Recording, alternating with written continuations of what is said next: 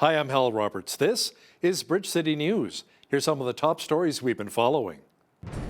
The UCP has changed the rules when it comes to voting on Premier Jason Kenney's leadership next month. We have the details. Prime Minister Justin Trudeau was blasted in Brussels recently over his alleged infringement on civil rights. And a classic play is being produced in Lethbridge. We have details of how Beauty and the Beast has touched the lives of so many students. Your nation, your province, your southern Alberta. From the heart of Lethbridge, it's Bridge City News with Hal Roberts. Thanks so much for joining us. The United Conservative Party of Alberta has decided to make a massive switch for the upcoming leadership review of Premier Jason Kenney on April the 9th. It's been changed from an in-person vote to mail-in ballots. Opponents of Kenney are not happy with this change. As BCN's Micah Quinn explains, UCP MLA Brian Jean called the decision a travesty. Throughout the past weekend, we heard from organizers in certain communities that Jason Kenney was signing up thousands of members in Edmonton and Calgary who never paid for their memberships. That comment from Brian Jean, who is the UCP MLA for Fort McMurray-Lac-La-Biche, comes after the UCP board decided to flip the switch on the upcoming leadership review to mail-in ballots instead of the in-person review being held in Red Deer on April 9th. Jean called the decision unethical and a violation of Alberta law. The party board has now decided that the party rules don't matter. The Societies Act, which governs our party, doesn't matter, and the rights of UCP members to have a process that is fair and honest does not matter. UCP President Cynthia Moore says the decision to switch to mail-in ballots comes after UCP membership climbed to more than 15,000, and the virtual switch will make it easier for members to vote. The leader of the NDP, Rachel Notley, was in Lethbridge on Thursday afternoon and said switching to mail-in ballots shows the drama and infighting within the party. Yesterday we had new information about what was going on with the UCP fight. Today we have more new information about what's going on with the UCP fight. I'm sure tomorrow we'll have even more. The fundamental lesson that all of this teaches Albertans is that they cannot trust this UCP government to make decisions in the best interests of Albertans. Premier Jason Kenney says he would be happy with 50 plus 1% support if he is to win the leadership review on April 9th. And I'm confident that I'll receive a endorsement. Now, obviously, there are some people that are angry about everything related to COVID, who are angry about the need to have public health measures to protect a catastrophe in our hospitals. Some people who are against vaccines, and they want to have their say, and they will, but I think the vast majority of mainstream Conservatives will want stability, continuity, and unity. Kenney will have to receive more than 50% of the vote in the leadership review on April 9th, and if he doesn't, a leadership race for the premier seat will be called. For Bridge City News, I'm Micah Quinn. Now, presidents of 6 UCP constituency associations, along with a number of MLAs, were at the legislature today demanding Premier Jason Kenney resign. UCP MLAs Angela Pitt, Dave Hansen, and Peter Guthrie were joined by former UCP MLAs Todd Lowen and Drew Barnes. Barnes says the gathering was sparked by the party's announcement, which said the April 9th review of Kenney's leadership will now be done by mail-in ballot instead of in-person voting.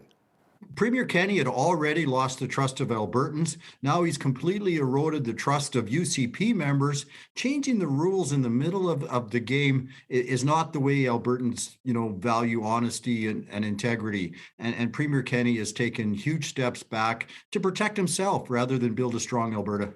I loved what the CA president said today. They gave the provincial board 5 days to reinstate April 9th and all the votes and all the rules. And it's clear to me that they should do that because that's the rules that were set. And it's clear to me that that will be the last day of Premier Kenney's leadership, April 9th. Federal Conservative MPs are discussing a motion urging Ottawa to end the federal vaccine mandates. Conservative health critic Michael Barrett says his party and millions of Canadians have had enough of the lockdowns and cancelled surgeries. Canadians have done what was asked of them. Canada even has one of the highest vaccination rates in the world. But we can't be expected to live under these restrictions indefinitely. And certainly not when the science shows us that it is safe for these restrictions to be lifted. Canadians are noticing the damage that Justin Trudeau's indifference is causing on their lives. Now, when it comes to lockdowns and mandates, we're seeing Canada's allies and provincial leaders lifting the restrictions and laying out their plans if they haven't already lifted them.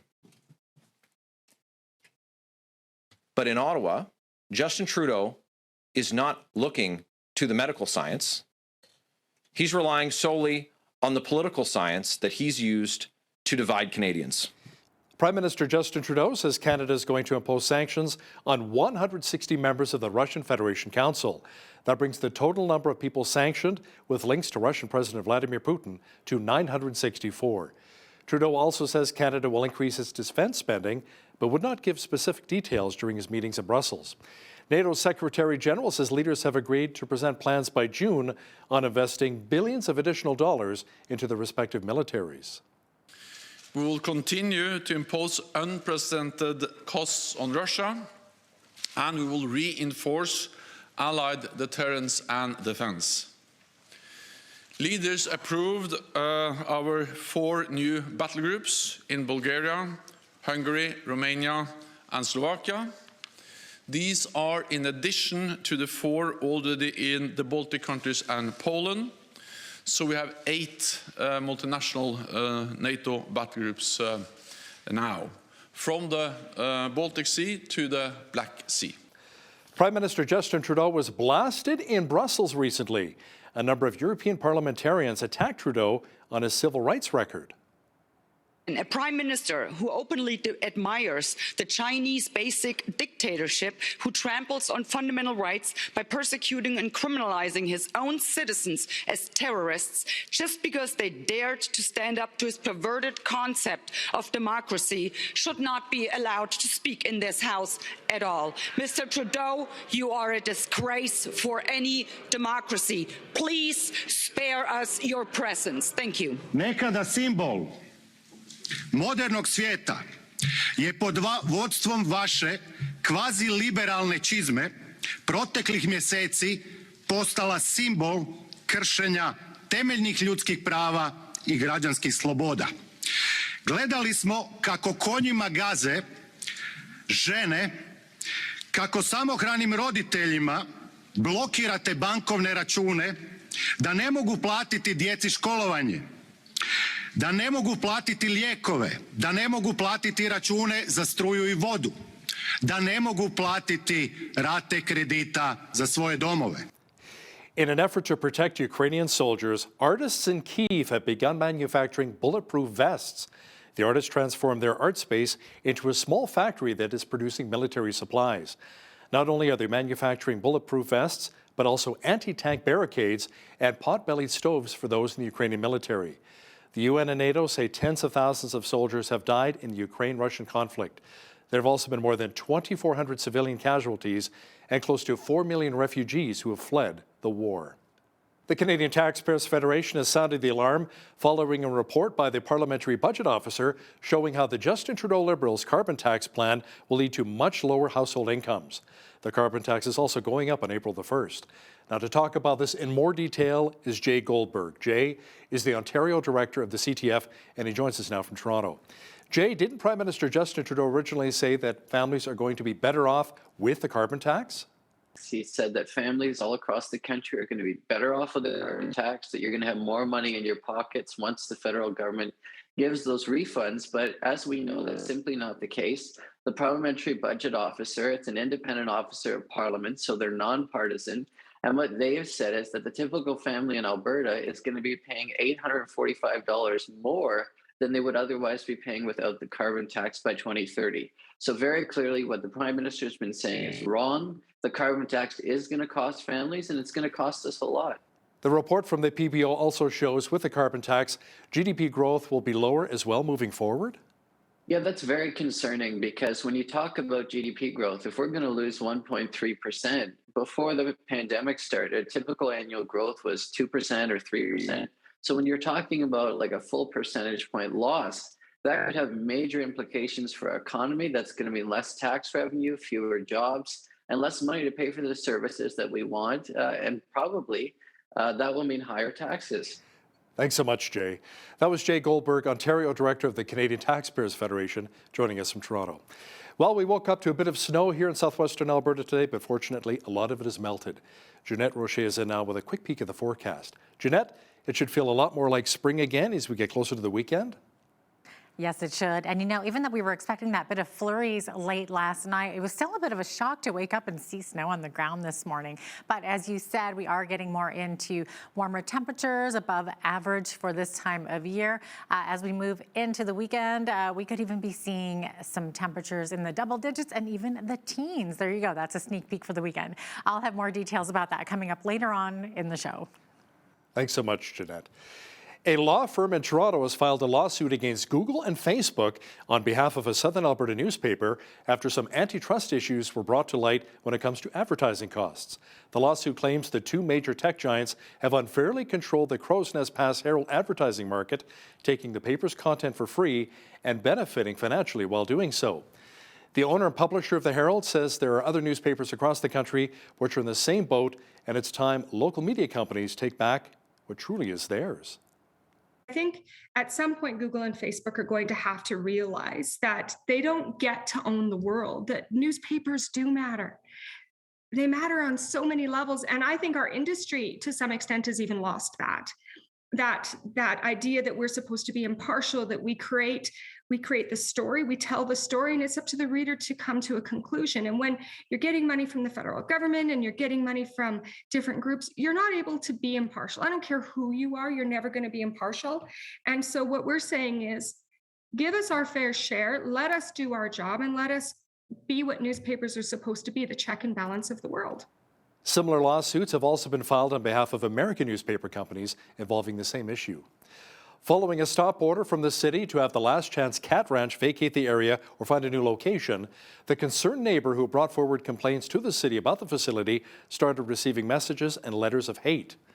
As Angela Stewart explains now, the ranch says they are not happy about it and do not condone this type of behavior. I just feel the backlash and harassment I'm receiving isn't justified. A flood of mailed letters and messages on social media insinuating hate, harassment, and even death is what Josh Rusimano has been dealing with after the city of Lethbridge put forward a stop order against the Last Chance Cat Ranch. People are mailing my house directly, wishing for me to die a slow, painful death from my degenerative multiple sclerosis disease. Rusimano, the neighbor of the ranch who brought forward some concerns he had with the facility during a safety standing committee meeting last year, says some of the messages on social media include likes from the ranch themselves. Or writing on the Cat Ranch's official Facebook page, wishing their neighbor would die, only for the Cat Ranch to leave the comment up and reply, "He is young." Rusimano says it's time for the hateful messages against him to stop, once and for all. Ultimately, I'd like to think that any reasonable person wouldn't make light of a chronic fatal disease. I just really hope people can start viewing the situation a little more objectively. And we have never used his name directly in any of our messages or emails. Esther Marullo, a volunteer worker with the ranch, says they want the support from the community, but not like this. We do not condone that kind of behavior, and there would be no point to us encouraging that kind of behavior. Marullo says the only complaints they've ever received are from Rusimano. We have not heard from other neighbors of any complaints, and we've been here for almost 18 years. For Rusimano, he says he's heard from other people who live in the area that the ranch should find a more suitable location. The ranch has 1 year to vacate their current location or shut down altogether, but not before they head to appeal the stop orders put against them. For Bridge City News, I'm Angela Stewart. With gas prices soaring, the amount of people turning to public transit in the city of Lethbridge has been on the rise. The city says they've seen a 26% increase in ridership. Tim Sanderson, the general manager of Lethbridge Transit, says the trend is not just here, but just about everywhere. As we're comparing the first 3 months of this year to the last 3 months of this year, so is every one of those percentages point directly attributable to gas prices? Again, I don't think anybody could say that, but it is a very definite trend. As when gas prices started going up, we started seeing this increase in ridership. And this is also a pattern that we've been seeing not just across Alberta, but really across North America. The current fares for Lethbridge Transit are $3 per ride or $77 for a monthly pass. The Winston Churchill Griffins finished third last week at the recent 3A Girls Basketball Provincials in Red Deer. The team took home a bronze following a 70-46 win over Wetaskiwin. Those at the school say the medal was a long time coming. We went into the archives and did some investigation, and it had been 41 years since Griffin basketball has medaled at provincials. So the fact that it's been numerous decades since we've accomplished anything provincially, at least, this was an exciting year for us, and we knew we had the girls on the team that could accomplish something provincially, so we kind of wanted to make sure that we did as best as we could. Is obviously really rewarding because it was my last game that I've ever got to play in basketball, so it was really good to like end the season with a positive end result. And with the provincial medal, that's just that much better, especially because like we haven't won a medal for many years at Winston Churchill. The Griffins had 9 graduating players on the roster this season. Well, the stage is set, the lights are on, and the curtain is rising. The production of Beauty and the Beast is taking over the gymnasium at St. Francis Junior High School in Lethbridge. Nathan Ryder went to this school to learn more about this classic play. Behind the scenes, there have been many hours put in, but the cast of Beauty and the Beast at St. Francis Junior High School are ready to show their production to the world. It will take over the school's gymnasium for the duration of the play. Dino Caputo, the drama director, says it would not be possible without strong support from the entire school. This takes a community to build something like this. You know, there's no other school in Alberta that I would know that would have their gymnasium used to be built into a theater. And, you know, when you tell people that we're performing in our gymnasium, I think they need to see it for themselves. Throughout the production of the play, the cast will spend plenty of time together during rehearsals. John Van Uden is a grade 9 student and is playing the role of the Beast. He says the cast has formed a strong connection. It's like forming a family when we go through everything, and every day you get closer and closer and everyone's helping each other out, and you'll have the moments when someone who usually messes up something and then they get it right and everyone cheers for everyone, and then we build each other up. In the production of Beauty and the Beast, there are many people involved and not everyone has a spotlight on them. Caputo says they are all crucial to the show. No person's bigger than the show. We don't have a show without villagers. We don't have a show without Belle. We don't have a show without the Beast. So every person that's involved in this production is important, whether you're working the lights, sound, whether you're backstage moving props, all that stuff. So everyone has a role. Tickets for Beauty and the Beast can be purchased online, and the play runs from Friday, March 25th through Tuesday, March 29th. For Bridge City News, I'm Nathan Ryder. It looks pretty good. Can't wait to see Beauty and the Beast. Well, the light flurries we saw in Lethbridge have disappeared and the mercury will be climbing. Full weather details are on deck.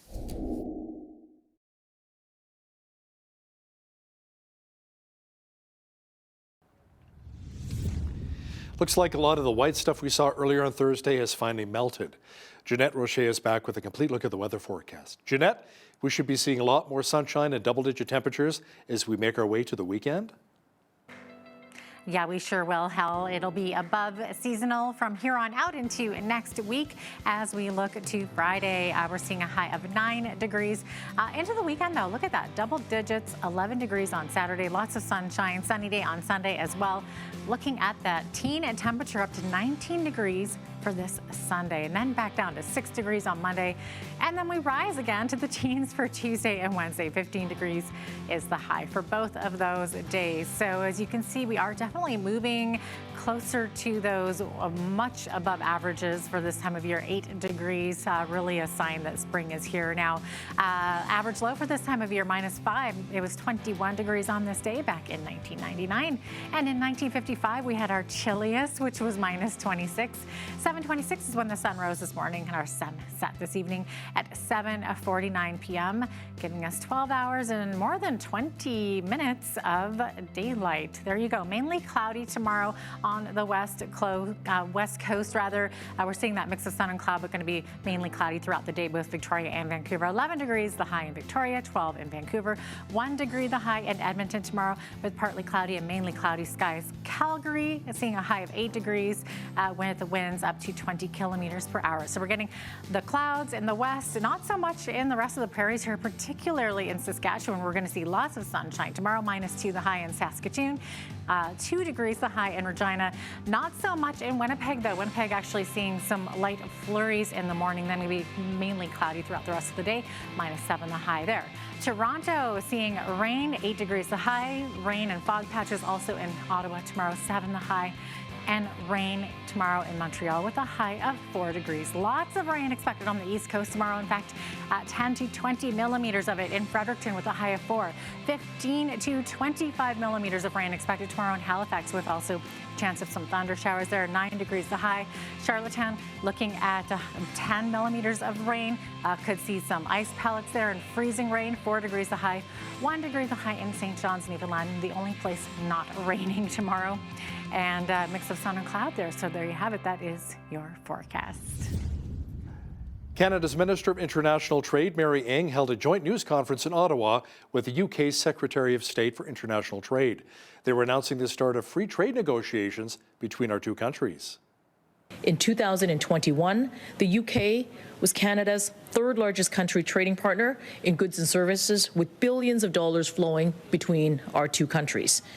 Secretary Trevelyan and I have talked at great lengths about the importance of promoting rules-based international trade and strengthening supply chains by building on our trade relationship with the United Kingdom.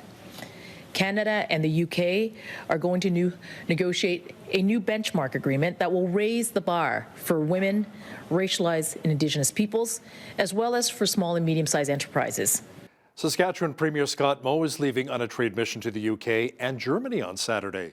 The trip was planned before the Russian invasion of Ukraine, and Moe said the war is highlighting the need for Canada to backfill exports to Europe, including potash and uranium. Moe will also officially open the province's new trade and investment office in London, England. Shareholders of embattled Japanese electronics and energy giant Toshiba have rejected a major restructuring plan. The idea called for splitting Tokyo-based Toshiba into two companies. One would have been focused on infrastructure and the other on devices. The latter would have been spun off. Foreign investment funds and U.S.-based proxy advisory firm Institutional Shareholder Services opposed the plan. Now, here's a look at today's markets.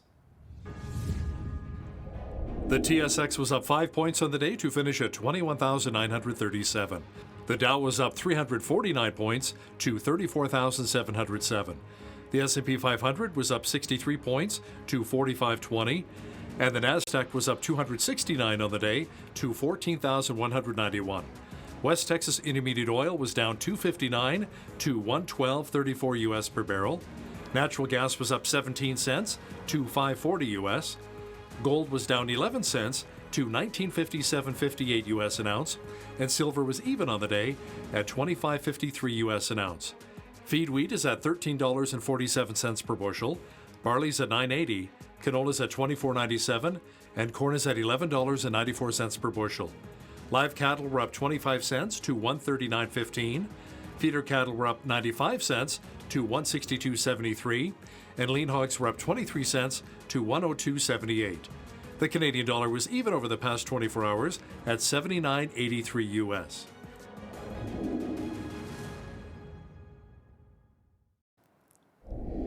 Recapping one of our top stories, Prime Minister Justin Trudeau says Canada is going to impose sanctions on 160 members of the Russian Federation Council. That brings the total number of people sanctioned with links to Russian President Vladimir Putin to 964. Trudeau also said Canada will increase its defense spending, but will not give specifics during his meetings in Brussels. Coming up shortly, we're chatting with foreign policy expert Yves Engler, who explains why Canada should have seen the Russian invasion of Ukraine coming. That interview with BCN's Jeanette Rocher is on deck. Here's today's Bridge City News community calendar. Come out for some family fun at Easter at the Galt, taking place Saturday, April 16th from 10 a.m. to 12:30 p.m. Enjoy exciting performances by Lethbridge's Troyanda Ukrainian Dance Club. Challenge your family to an epic egg battle and explore the Galt as you hunt for Easter eggs. Cost for admission is $6 per person and free for annual pass holders. Spots are limited, so book early by going to galtmuseum.com. Discover unique gifts and support local art and culture. The Lethbridge Handmade Market is taking place Saturday, April 23rd at Exhibition Park from 9 a.m. to 4 p.m. Over 85 handmade artisans will be displaying their beautiful creations. Plus, enjoy delicious treats from local food trucks, door prizes, a community painting project, and kids can participate in a scavenger hunt. Parking is free and admission is $5 per person. Kids 14 and under can enter for free. For more information, visit lethbridgehandmademarket.ca. And that's your Bridge City News Community Calendar.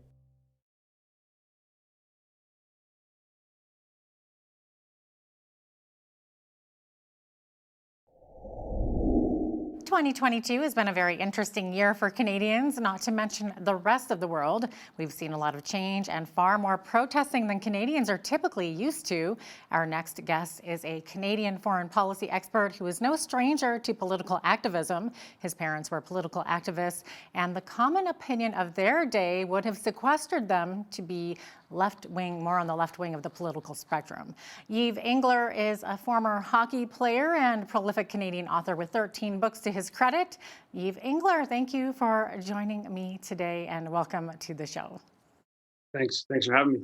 Absolutely. I wanted to start off by asking you about your recent book, which is called Stand on Guard for Whom. What was the motivation for this book?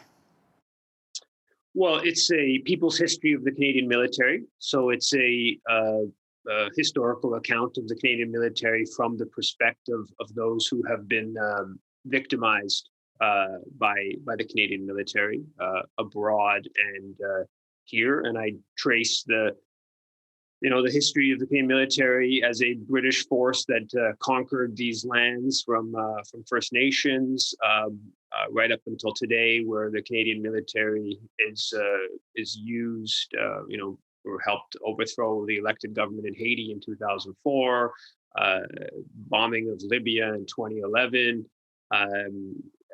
Has a aggressive posture in many parts of the world. And the book looks at that history, looks at the ties to chemical weapons, biological weapons that the Canadian military researched and produced at different periods in time, looks at how Canadian military was used to suppress labor strikes the first 50 years after Confederation. Looks at Canada's role in NATO, and looks at, of course, how important the arms industry is, and the sort of the corporate side to understanding militarism. Wow, it sounds like some heavy topics, packed into one book there. Now, historically, Canada's role on the world stage was that as a peacekeeper, and now we're reportedly sending more of our military equipment to help a country wage war. I mean, it sounds like you've done so much history there, looked at the history of the military. So what do you see that has changed, or is this just an evolution for Canada? Yeah, I don't think it's changed as much. I think the mythology of Canada as being a peacekeeping country is just that, it's mythology. If you look at UN missions that Canada was involved with in the early 1960s, they helped overthrow the elected independence leader of the Congo, Patrice Lumumba. He was ultimately assassinated. It was a UN peacekeeping mission in 2004, where Canadian troops helped in the overthrow of the elected president and thousands of elected officials in Haiti, alongside the US and France. So the mythology of Canada as being this benevolent peacekeeper is not really founded in fact, if you go back and look at the history. But nonetheless, what Canada is doing today in the Ukraine, I would say, is pretty startling in terms of how brazen the Canadian government is in terms of just pumping in and announcing, boasting that they're pumping in huge amounts of weaponry to basically use the Ukraine and Ukrainians as sort of cannon fodder in their battle in Washington's really battle with Russia, and sort of turn Ukraine into to a certain extent, I think, analogy would be, or the parallel would be, Afghanistan in the 1980s, where the Soviets, of course, invaded, and then the Americans just pumped in endless amounts of weaponry to the Mujahideen, which ultimately delivered a major blow to the Soviets, but it was catastrophic for Afghans, and tens and hundreds of thousands of Afghans died, and the country was sort of demolished. I think that's to a certain extent what we're seeing. Certainly certain people within the U.S. and I think the Canadian government kind of are viewing the Ukraine from that lens. And you have Melanie Joly boasting about how we're want a kind of endless stream of weapons to be sent to the Ukrainian military. So I think that's a little bit unique in the sort of brazenness of that policy, and of course, there's all kinds of background to the Canada's position in Ukraine that gets kind of ignored. And I'm very clear. I think the Russian invasion is a clear violation of international law. They shouldn't have invaded. Of course, it's horrific for Ukrainians. But there's all kinds of policies that Canada pursued and the U.S. pursued that helped precipitate the invasion, which is including the expansion of NATO eastward. Despite promises not to expand NATO at the end of the Cold War, they expanded from 16 to 30 countries in NATO, including trying to have Ukraine join NATO. Also, there's these aggressive American weapon systems all throughout Eastern Europe. Right on Russia's border, and then there's been the Americans have ripped up some of the nuclear arms treaties, and the Canadian government has sort of ignored that and not criticized Washington for doing that.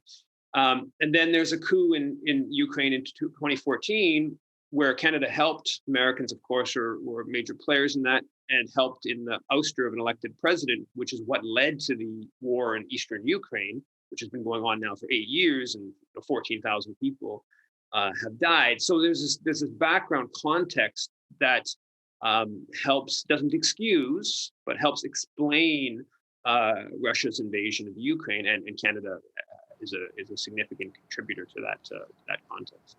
It seems like so much throughout the history of the military. Of course, you have a different perspective there, but we seem to see Canada sending peacekeepers. So why do you think there's no peacekeepers or negotiations being offered by Canada with this ongoing Russian military operation in Ukraine? Well, there was a peace accords that were signed in late 2014, and then a second version called the Minsk Accords in early 2015 to end the conflict in eastern Ukraine. And it was negotiated by Germany and France, and the Russians and the Ukrainians were part of that. And interestingly enough, a big part of what the accords did was brought in a more federalist system to the Ukraine. Right now, the central government appoints governors, right? So just imagine if you had a government in Ottawa that was, mostly its power base was in Quebec, and it was appointing the premier of Alberta, or conversely, if there's a government in Ottawa, a federal government in Ottawa that was, its power base was in Western Canada, and it was appointing the premier of Quebec. That's a recipe for political trouble, right? And that's what currently happens. And so basically what the Minsk Accords had was that they bring in more autonomy for the eastern part of the Ukraine that's more oriented towards Russia. And basically the Canadian government officially said it believed in this peace negotiation process, but in practice didn't put any political weight behind it, and has been supporting a Ukrainian military for the past 7 years that has been basically blocking the implementation of these peace accords and a more federalist system within Ukrainian politics. So the Canadian government has clearly made a side. It's chosen a side. It's chosen a side that it's a side that Washington is backing, and it's a side that big chunk of Ukraine is a very divided country, where the western half of the Ukraine, the central and western half of Ukraine, is more European and Western oriented, and the southern and eastern half of Ukraine is more Russian oriented. And basically we've chosen to back one side of the Ukraine, and again, we're not too concerned about having a peace negotiation today, because we're happy to use Ukraine as a proxy against Russia, right? So we're happy to have a government in Kyiv that's hostile to Russia, happy to put in all kinds of weapons, to have Ukrainians fight the Russian military, which is mostly damaging for the Ukraine, but also damaging for Russia. So from a geopolitical perspective, that's something that Washington supports, and Ottawa is going along with it. So yeah, peace negotiations are not high on the priority list of the Canadian government because they haven't been for 8 years and they continue not to be. I think the only way that they will be is if the Canadian public starts demanding an end to the escalation, right? Instead of sending much more weapons, let's start pushing for negotiations. But that's not where Canadian politics are at right now. But that's why Canadian public needs to get engaged and put some pressure on the government to change course. So has Canada historically supported different political movements in Ukraine? Yeah. I mean, Canada has supported, I did a piece on the so-called Orange Revolution of 2004, and that was somewhat similar to what happened in 2014, where the elected president Yanukovych was ousted, who was more sort of viewed as closer to Russia than to the West. And it's basically a similar kind of dynamic happened in 2004 with the so-called Orange Revolution, where Canada put all kinds of support behind the more pro-West civil society groups in the Ukraine. It had this protest movement that ultimately overturned election results and got this politician that was a more pro-NATO individual as president. And if you go back, right since Ukrainian independence in 1991, Canada has been putting lots of money into supporting, alongside the National Endowment for Democracy in the U.S., putting millions of dollars, tens of millions of dollars into supporting sort of pro-NATO groups and within the Ukraine. And if you go back even before that, during the Soviet times, the Canadian government basically viewed Ukrainian nationalism, which is often associated with sort of far right kind of neo-Nazi, has a whole sort of neo-Nazi background, or actually Nazi background during World War II. So the Canadian government was stoking Ukrainian nationalism throughout the time of the USSR, where of course Ukraine was part of the USSR. So nationalism was very much viewed as a weakening of the Soviet Union. So that the Canadian government has been promoting that type of politics within Ukraine for decades. Wow, that's really interesting. So what do you know about the Nazi history in Ukraine? Are these Nazi groups who support the Zelensky regime the same people the Canadian government is now supporting? Yeah, to a certain extent. I mean, it's a tricky one. I think that what the Russian government is saying of the whole, we're going to denazify the Ukraine, I think that's a pretty serious exaggeration. But it's also very true. I mean, the Azov battalion, a battalion within the Canadian or within the Ukrainian military, is a far right neo-Nazi organization, and the Canadian military,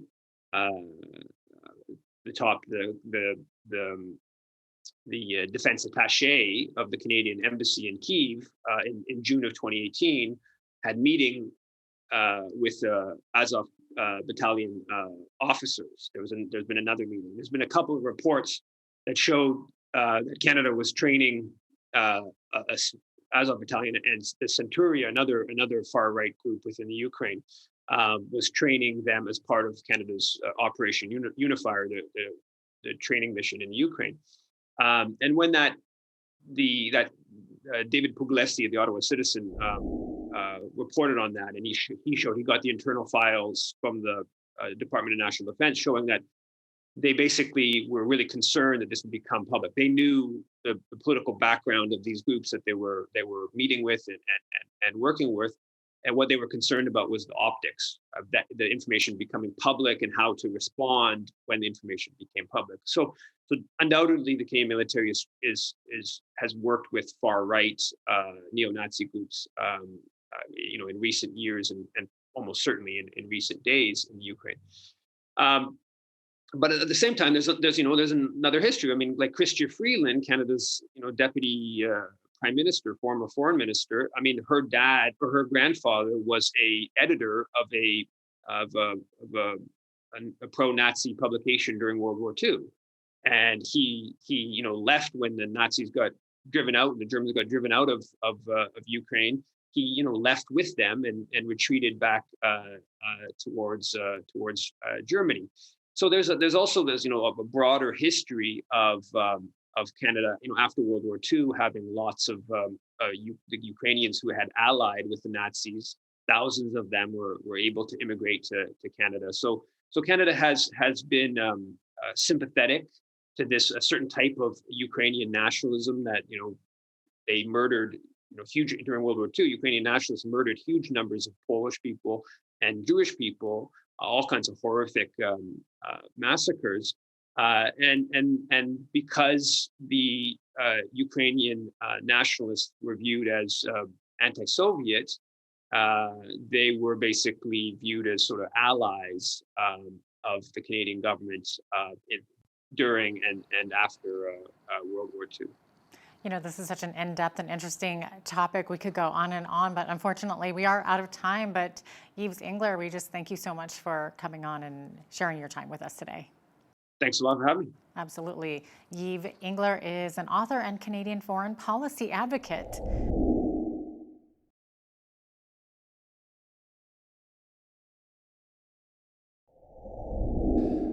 The Alberta Rockies feed the headwaters of various rivers, including the Old Man, Crow's Nest, and Castle rivers. Many of us living here in southern Alberta see a lot of these waters, if not every day, then often during our weekend excursions to the mountains and foothills. The watershed is vital for life in our region, not only supplying drinking water, but also water needed to feed our livestock and crops. Now, there's a group working to protect these waters called the Old Man Watershed Council. Shannon Frank is with the council and joins us today here in Lethbridge. Shannon, welcome to Bridge City News. Thank you very much. Now, so many of us here in southern Alberta enjoy the waters flowing from the Rockies on our weekends and exploring, but many of us also don't realize that groups like yours look out for the quality of this local watershed. Can you explain? Yeah, for sure. Thank you for having me. So the Old Man Watershed Council is a registered charity and nonprofit based in Lethbridge, and we're a collaborative forum working with everybody in the watershed. So we have 19 sectors on our board, and it's all about working together to protect the watershed and make sure that it's healthy enough to support our industries and our communities so that we can enjoy the benefits now, but also for future generations. So as a nonprofit, we do a lot of work with all levels of government, our First Nations communities, our cities, our towns, and basically everyone. No matter who you are, you have a role to play. And our goal is to really engage people from all walks of life so that our whole community is committed to protecting watershed health.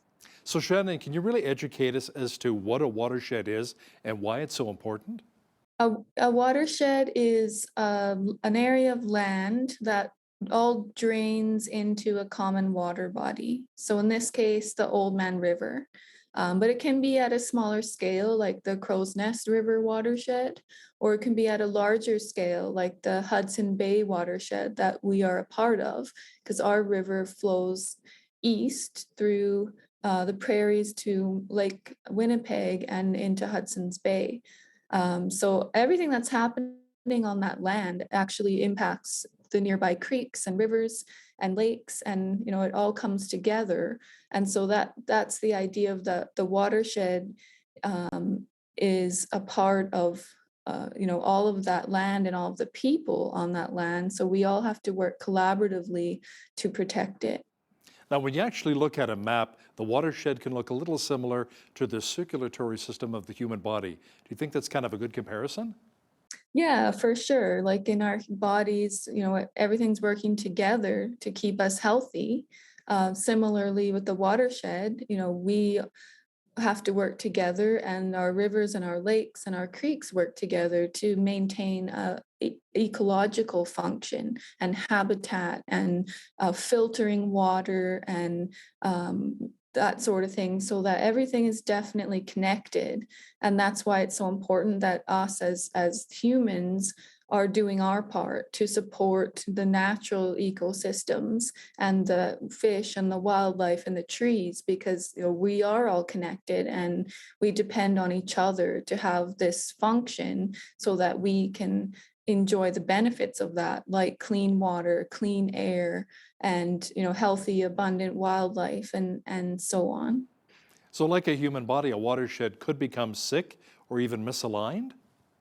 Yeah, exactly. We've seen instances of this where there could be a spill or too much pollution or, too much land disturbance, and a watershed can become unhealthy. And we can do assessments to see what the health is. So we have indicators in science that we use to assess. In our last report was in 2010, was a very large scale state of the watershed report. We gave ratings of good, fair, and poor to each major section of the watershed: the prairies, the mountains, the foothills, and the southern tributaries. And we find there is a range. Some areas are healthier than others, and some really need our attention. Now, the Old Man Watershed, Shannon, may start in the mountains west of Lethbridge, but how far east feels the impact of this watershed? Well, it meets up with the Bow River at the forks just outside Grassy Lake, and from there becomes the South Saskatchewan River.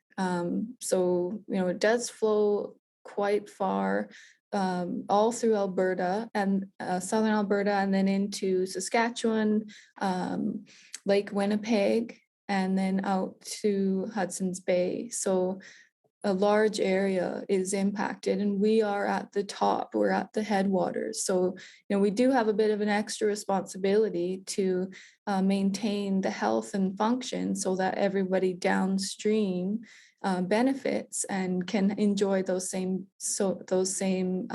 necessities that we rely on. So as more creeks and rivers flow in, our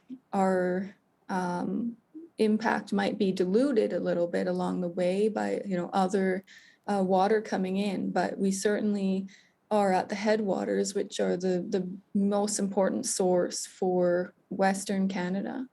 It sounds like the lives of millions of people depend on this water that flows through many parts of Alberta. Let's talk about more specifically who relies on the watershed. Of course. So we all do, right? Like our cities and towns withdraw our drinking water from nearby creeks and rivers. And then we put back our wastewater into those same creeks and rivers. So, we're literally using it day in and day out. And then our whole, like a large portion of our economy in Southwest Alberta is dependent on agriculture, and specifically irrigated agriculture, where we need that water to grow the crops and feed the livestock that, is benefiting our jobs and our economy. So without that, we would have much less jobs and less people would be able to live here, because the industry would just be a lot smaller without irrigation. And in times of drought, like we saw this year, I guess last year now in 2021, the drought was very severe for dryland farmers who didn't have irrigation. It's very tough to be a dryland farmer, and we need that water. And there was just an economic study that came out that showed that, billions of dollars come out of the irrigation sector every year. And then also, of course, for our environment, for our fish and our wildlife, our trees, water filtration that we get for free from our wetlands and our ecosystems, the places that we enjoy in the mountains for recreation. It's all dependent on water, and more specifically on the snowpack that we get in the mountains. It's not the rain in the summer so much, it's actually the snowpack in the mountains that we depend on. And so we're always watching, how much is there. The government measures it, they report it because it's so critical. Let's talk about some of the coal mining in the eastern slopes of the Canadian Rockies. A lot of controversy there. You've even had country stars like Cor Blunt from our area and Paul Brandt getting involved, saying it's going to impact our water quality. The Old Man Watershed Council is dedicated to protecting this watershed. What are your thoughts when it comes to coal mining in the Rockies, how that impacts the water? We are a resource for decision makers. So we provide unbiased information, scientific research, and concerns and questions that we're hearing from stakeholders. So that's what we did when the coal debate erupted. And we continue to provide information about the potential impacts of coal mining. And we also shared information about some of the positive potential impacts of job creation. And so, our role is not to make judgments, and we don't take sides on large development projects. Our focus is on providing that trustworthy information and, looking at the science to see what we can learn from past research, from past projects. And then we encourage the public and our decision makers to learn from that information and come to their own conclusions. And we provided input directly to the Alberta Energy Regulator and the Impact Assessment Agency of Canada through written submissions and presentations. And so we really pointed out that there could be, significant environmental impacts from coal mining along the eastern slopes. And we also mentioned, that there can be economic benefits. So we really try to be a forum for discussion and debate. And similar with any other large project, there's going to be opinions on all sides, and we encourage that discussion based on fact and science. Now, collaborative projects are an important part of what your council does. Let's talk about some of those collaborations. For sure. So we work with everybody, and it's all about, trying to encourage everybody to kind of step up and do a little bit more for the benefit of the watershed and the future generations that will be depending on it. So we have a large project in the headwaters where we work directly with backcountry recreationists to adopt good practices, steer clear of water, not driving through the creeks when they're recreating, picking up garbage, leave no trace principles, that sort of thing. And then we also do a lot of restoration projects. So planting willows to reinforce stream banks, planting trees and shrubs to, bring back the vegetation in a damaged area so that it can function again. We also have partnerships with our Indigenous communities to do similar work of restoration and engaging communities. Also with farmers and ranchers, we support stewardship projects on private land. A lot of what we do is provide funding for riparian fencing and off-stream watering units so that cattle is kept out of the water, and it also benefits the operation. It means they're not, in a wet area, and they have better weight gain. So, no matter who you are, if you're urban, if you're rural, if you're recreating, there's always something you can do. And so our job is to support those good practices and help people make the good choices and make it easy for them, maybe with some funding or resources. Do beavers have much of an impact in the Old Man Watershed area? Yes, beavers are a bit controversial sometimes, but they are a very important part of the ecosystem for holding back water on the land, especially during floods. Those natural beaver dams that they build help us during drought so that there's more water retention on the land, especially wetlands that are connected to groundwater. And they also hold back water in times of flood, so they're very important. How does the Old Man Watershed Council interact with recreation groups? We worked collaboratively to educate recreationists, so like attending races and events, talking to them about good practices, things they can do when they're out on the land. I mentioned a few like steer clear of water, and we also promote, putting out your fires. There's a lot of things that recreationists can inadvertently do when they're out there. We don't realize how much impact we have sometimes because we think we're just one person, but we're actually one of thousands that are doing the same thing. So our impact adds up. So we ask people to stay on designated trails, not go through the water, and basically leave no trace. One more question for you. What about the impact of the watershed on agriculture? Let's talk a bit about that.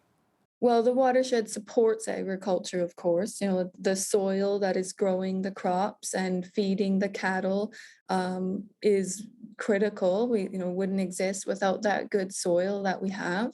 And then the water that's feeding the livestock and watering the crops. And it's also, feeding our processing industry. A lot of what we have here is based on the processing side, and we need water for that too. So it's all connected, and we all can do our part to do a little bit more, step up a little bit, to make sure the watershed health is protected. Shannon Frank is with the Old Man Watershed Council. Shannon, thanks so much for your time today. Thank you. I appreciate it. On behalf of all of us here at Bridge City News, I'm Hal Roberts. God bless and thanks for watching.